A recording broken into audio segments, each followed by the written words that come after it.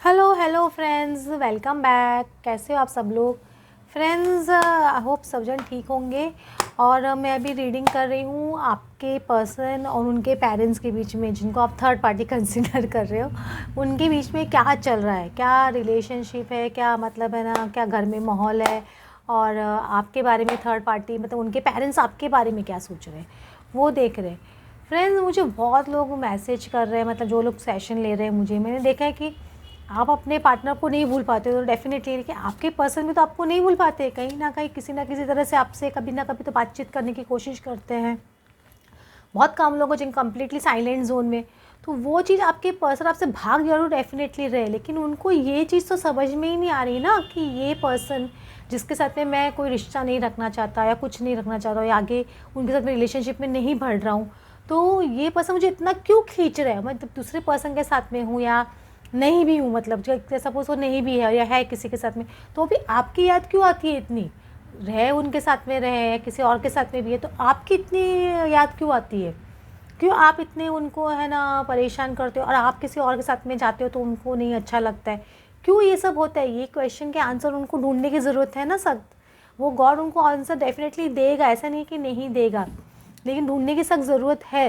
अगर क्योंकि वो पर्सन के कहीं ना कुछ कार्मिक पैटर्न्स अभी भी बाकी है या कार्मिक अकाउंट बाकी है, उनको लेसन सीखना बाकी है। क्योंकि जितना बड़ा ईगो आपका पर्सन का है या जितना वो नकारेंगे इस रिलेशनशिप को, उतने ही ज़्यादा टावर मोमेंट्स उनकी लाइफ में आते जाएंगे। एक बड़ा आया, फिर उससे बड़ा आएगा, फिर उससे बड़ा आएगा। क्योंकि गॉड उनको लेसन से बोले मान ही नहीं रहा है, ये बंदा है या बंदी, तो अब इसको तो लेसन सिखाना ही पड़ेगा ना भाई। तो वो खुद ही अपनी डेस्टिनी अपने हाथ से लिख रहे हैं, वो खुद ही अपना कर्मा जो है क्लियर नहीं कर पा रहे हैं, इसीलिए ये सब सेपरेशन फेज लंबा होता जाता है, क्योंकि कार्मिक पैटर्न बहुत ज़्यादा है। और princess of cups, princess of cup, Prince of cup और प्रिंसेस ऑफ कप, सॉरी, दोनों अगर देखा जाए तो आपके पर्सन और उनके घर में, जैसे उनकी मम्मी और डैडी के बीच में ऐसे बोल सकते हो।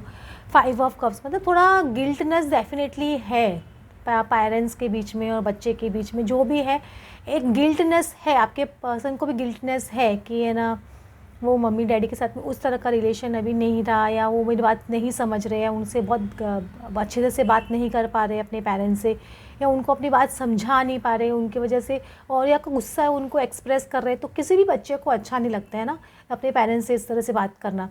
तो वो चीज़ उनको समझ नहीं आ रही कि दोनों जन बहुत, दोनों माँ और सपोज माँ है वो रोक रही है या बाप है, जो भी रोक रहे हैं, वो लोग सबको थोड़ा बहुत है ना गिल्टनेस है, और उनको भी बहुत ज़्यादा इमोशनल हो रहे हैं और कोशिश कर रहे हैं अपने बच्चे को इमोशनली बनाने की कोशिश कर रहे हैं। ये चीज़ चल रहा है, और पेरेंट्स भी थोड़ा गिल्ट फील रहा है। ऐसा नहीं कि दोनों, मतलब कि दोनों के दो, देखो दो, प्रिंस ऑफ कप और प्रिंसेस ऑफ कप दोनों के इमोशंस के कार्ड खुले, और दोनों जन ही, मतलब दोनों पार्टी ही एकदम है ना इमोशनल हो रही है और गिल्ट फीलिंग में है। उनको लग रहा है कि ऐसा क्यों हो रहा है घर के अंदर, क्योंकि कभी भी माहौल ऐसा होता है तो किसी को भी है तो खून का रिश्ता ही ना, तो वो कैसे होगा ना। अब आपके पेरेंट्स को दुखी देखना अच्छा नहीं लगता है, और पेरेंट्स को भी बच्चे को दुखी देखना अच्छा नहीं लगता है। लेकिन ये समाज की मेकिंग और ये बॉन्डिंग और ये झूठा ईगो, पैसा, जात पात, ये सब चीज़, और ये सब इतनी ज़्यादा है ना, वो सब चीज़ दिमाग में भरी हुई है ना कचरा लोगों के, कि क्या बोलने का मतलब, ऊंच नीच और अलग अलग का, मतलब अलग बैकग्राउंड के, ये सब चीज़ें एक्चुअली ट्विन फ्लेम सोलमेट में होता है इस तरह का। लेकिन वो पेरेंट्स समझते नहीं है ये सब चीज़ें। तो इतनी ज़्यादा कचरा है वो भरा हुआ है आपके पर्सन की, वो भी दिमाग में सब कचरा भर चुका है, तो वो लेयर धीरे धीरे धीरे धीरे उतरने में टाइम तो लगेगी ना कहीं ना कहीं। तो वो पर्सन की थिंकिंग चेंज होने में टाइम तो लगेगा कि नहीं लगेगा? क्योंकि आपके पर्सन को उनके पेरेंट्स ने इतनी ज़्यादा छूट दे के रखी है पहले से अपने साइड में करने के लिए, कि वो जो करता है या करती है ताकि वो हमारे साइड में ही रहे, हम उसको इस तरह से मतलब एक पैम्पर करके बच्चे को बिगाड़ के अपने साइड में करने की कोशिश, वो वाली बात है आपके जो थर्ड पार्टी है उनकी पेरेंट्स की इस तरह की आदत है। नाइन ऑफ वैंड्स, आपके पर्सन अभी भी वुंडेड वॉरियर जैसे ही बिहेव कर रहे हैं, उन्होंने वो कितने सारे बैरियर्स आपके सामने क्रिएट करके रखे, लेकिन nine of wands moving into ten of wands, जो भी बैरियर्स है जो भी नाइन ऑफ वैंड्स उन्होंने बैरियर्स क्रिएट किए हैं आपके सामने, किसी के बोलने पर भी वो सारे बैरियर्स ख़त्म होंगे। ऐसा नहीं कि नहीं ख़त्म होंगे, क्योंकि ये पर्सन ज़्यादा देर तक ये बोझ लेके चल नहीं सकता है, क्योंकि इंसान बोझ लेके ऊपर आगे लाइफ में बढ़ ही नहीं सकता है, चाहे कुछ भी हो।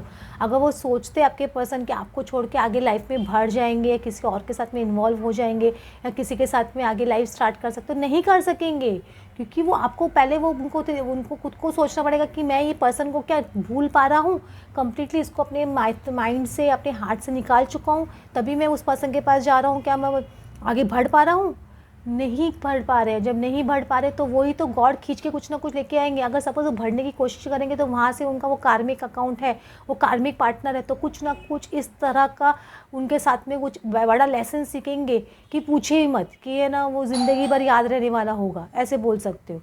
वो चीज़ हो घटेगी क्योंकि इन ऑफ कप्स आ रहा है, क्योंकि उनके पेरेंट्स बहुत ज़्यादा इमोशनल हो रहे हैं। मैं भी बोल रही हूँ बहुत ज़्यादा इमोशनल, आपके पर्सन भी इमोशनल, अभी भी इमोशनल एनर्जी चल रही है उनके घर में बहुत ज़्यादा।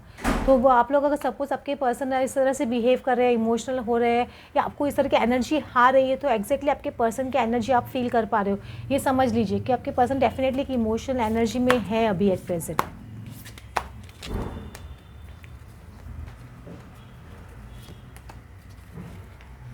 देखिए ब्लॉसमिंग ऑफ अबंडेंस, ये ब्लॉसमिंग ऑफ अबंडेंस उनको पता है कि उनके पेरेंट्स को भी पता है कि ये है ना घर में सुख शांति हो सकती है, कभी भी है ना खुशियाँ फैल सकती है, खाली उनके एक है ना हाँ बोलने पर। ये पेरेंट्स को भी समझ नहीं आ रहा है, लेकिन वो क्या ज़िद कभी कभी इतनी बड़ी हो जाती है ना। मैं बोल रही हूँ आप लोगों को, कितनी भी बड़ी ज़िद क्यों ना हो, पेरेंट्स को भी गॉड कुछ ना कुछ तरीके से समझाएगा ही, आज नहीं तो कल, क्योंकि उनको समझ नहीं आएगा जब उनके बच्चे के साथ में बार बार गलत होगा, बार बार रॉन्ग होगा, तो उनको समझ नहीं आएगा कि हाँ कि हम किसी और के बच्चे का दिल दुखा रहे, तो हमारे बच्चे के साथ में भी ऐसे हो रहा है।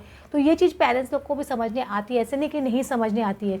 और आजकल तो लोग को मैंने देखा ज़्यादा से ज़्यादा लोग इतने ज़्यादा कर्मा पे यकीन करने लगे और इतने ज़्यादा कर्मा क्लिनजिंग के चीज़ें चल रही है। मैं आपको क्या बताऊँ, मतलब आप है ना नारायण रेकी, आप पता नहीं किसी को पता है कि नहीं, NRSP वो ना नारायण रेकी सत्संग परिवार, आप यूट्यूब पे ढूंढिए, वहाँ पे रोज़ सुबह शाम मतलब 4, 4:30, 4:15 से लेकर 5:15, 6 बजे तक और 11 से लेकर 1 बजे तक वो कर्मा क्लिनजिंग के लिए नारायण की माला होती है। और इतने लोग मतलब हज़ारों में 10,000 लोग जुड़ते हैं, मतलब ब्रह्म मुहूर्त में भी, ताकि वो अपनी कर्मा क्लिनजिंग कर सके। इतने लोग अवेयर हो रहे हैं, तो उनके पेरेंट्स भी डेफिनेटली अवेयर होंगे, ऐसा नहीं कि अवेयर नहीं होंगे, क्योंकि इसमें साफ वो बोलती है फीमेल कि आप जो कर्मा क्रिएट करते हो इसी जन्म में आपको मिल रहा है।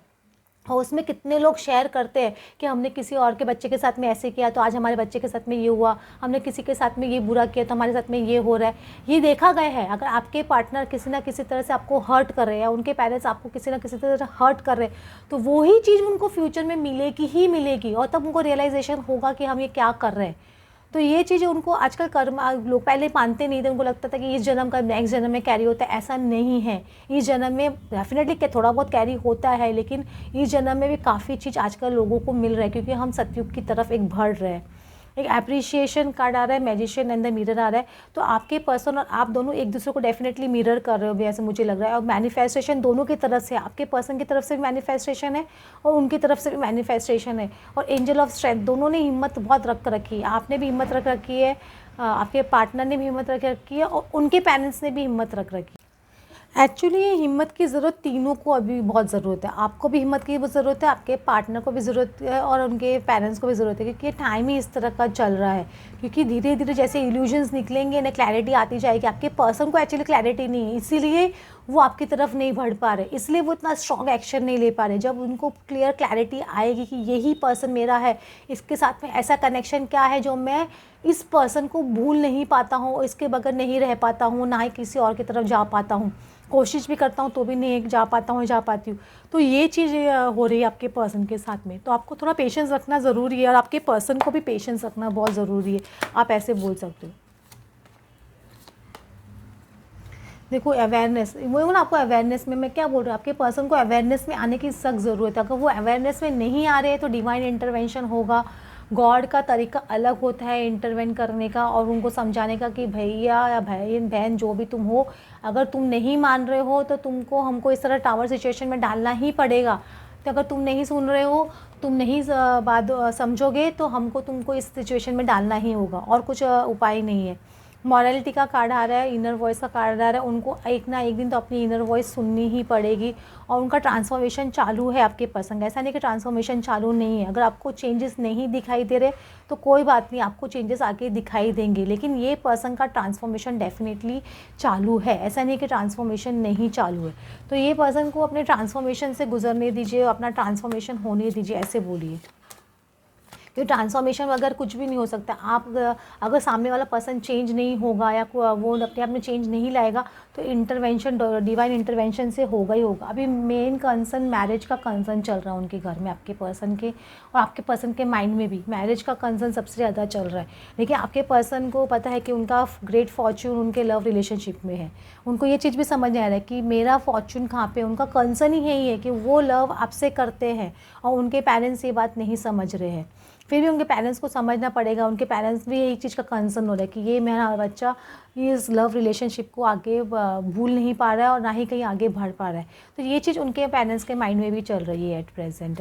तो अगर वो नहीं समझ रहे पेरेंट्स, तो आज नहीं तो कल उनको भी समझ नहीं आएगा कि ये पर्सन लक फैक्टर था। अगर हमने इनको आपको इन्वॉल्व नहीं कर रहे थे तो उनकी लाइफ में भी प्रॉब्लम्स आएगी, उनको समझने आएगा कि ये पर्सन ही लक फैक्टर था हमारे बच्चे की लाइफ में और इसको लाना बहुत ज़रूरी है। तो ये चीज़ आपके पर्सन को और उनके पेरेंट्स को समझ नहीं आएगी। ओ फ्रेंड्स, आपको आज की रीडिंग अच्छी लगी हो then please like and subscribe.